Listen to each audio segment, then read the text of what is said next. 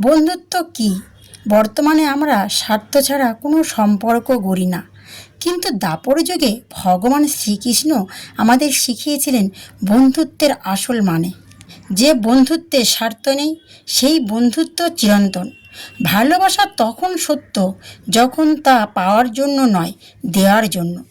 ঈশ্বর কখনো দূরে থাকেন না, তিনি বন্ধু হয়ে পাশে থাকেন। যার হৃদয়ে বিশ্বাস আছে তার জীবনে অলৌকিকতা ঘটবে। সত্যিকারের বন্ধু সেই যে তোমার দুঃখ নিজের মতো অনুভব করে। এমন এক বন্ধু যে তার বন্ধুর কাছে সাহায্য চাইতে গিয়ে লজ্জায় কিছু বলতে পারেনি, অথচ সেই বন্ধু না চাইতেই তাকে সবই দিয়েছিলেন। অধিপতি সেই মহান কাহিনী আজ আমরা জানব। একসময় ছোট এক আশ্রমে পাশাপাশি পড়াশোনা করতেন দুই বন্ধু। একজন ছিলেন দরিদ্র ব্রাহ্মণের ছেলে সুদামা, আর অন্যজন ছিলেন স্বয়ং শ্রীকৃষ্ণ, যিনি ভবিষ্যতে হবেন দ্বারকার রাজা। তাদের বন্ধুত্ব ছিল অদ্ভুত সুন্দর। না ছিল কোনো অহংকার, না ছিল কোনো ভেদাভেদ। একসাথে পড়া, খেলা, হাসি সব কিছুতেই ছিল এক গভীর ভালোবাসা। একদিন গুরু তাদের বন থেকে কাঠ আনতে পাঠালেন। হঠাৎ ভয়ঙ্কর ঝড় শুরু হলো। চারিদিক অন্ধকার, বজ্রপাত, বৃষ্টি। সুদামা ভয়ে কাঁপছিল। তখন কৃষ্ণ তার হাত শক্ত করে ধরে বললেন, ভয় পেও না বন্ধু, আমি আছি। সেই রাতে তারা একে অপরের পাশে থেকে কাটালেন। সেই মুহূর্ত তাদের বন্ধুত্ব হয়ে উঠল অটুট। বছরের পর বছর কেটে গেল। কৃষ্ণ হয়ে উঠলেন দ্বারকার রাজা, আর সুদামা রয়ে গেলেন এক দরিদ্র ব্রাহ্মণ। সুদামার সংসার ছিল খুবই কষ্টে ভরা। স্ত্রী, সন্তানদের নিয়ে তিনি প্রায় না খেয়ে দিন কাটাতেন, কিন্তু তবুও তিনি কখনো শ্রীকৃষ্ণের কাছে কিছু চাইতে যায়নি। একদিন সুদামার স্ত্রী বললেন, তুমি তোমার বন্ধুর কাছে যাও, হয়তো তিনি সাহায্য করবেন। প্রথমে সুদামা রাজি হচ্ছিলেন না, কারণ তার বন্ধুত্ব কোনো স্বার্থ ছিল না, কিন্তু স্ত্রীর অনুরোধে তিনি যেতে রাজি হলেন।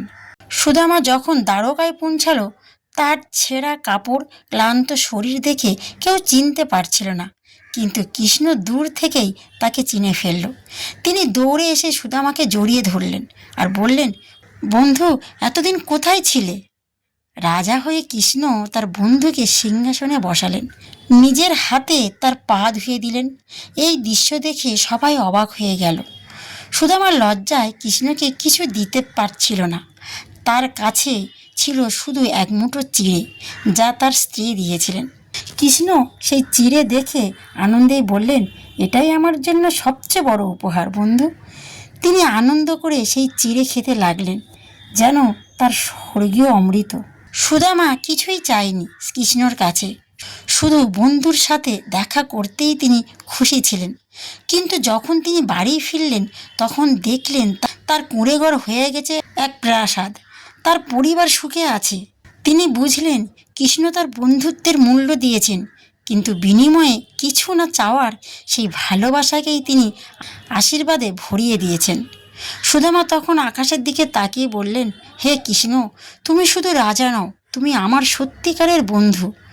তখন এক মৃদু কণ্ঠে ভেসে এলো, বন্ধু, আমি সবসময় তোমার হৃদয়ে ছিলাম, আছি, থাকবো।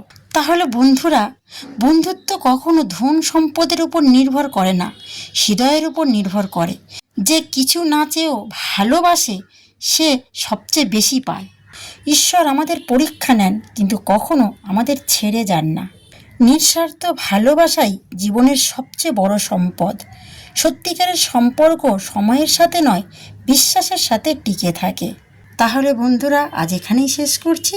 আর এই গল্পটা যদি ভালো লাগে, চ্যানেলটা সাবস্ক্রাইব করবে আর কমেন্টে লিখবে জয় শ্রীকৃষ্ণ।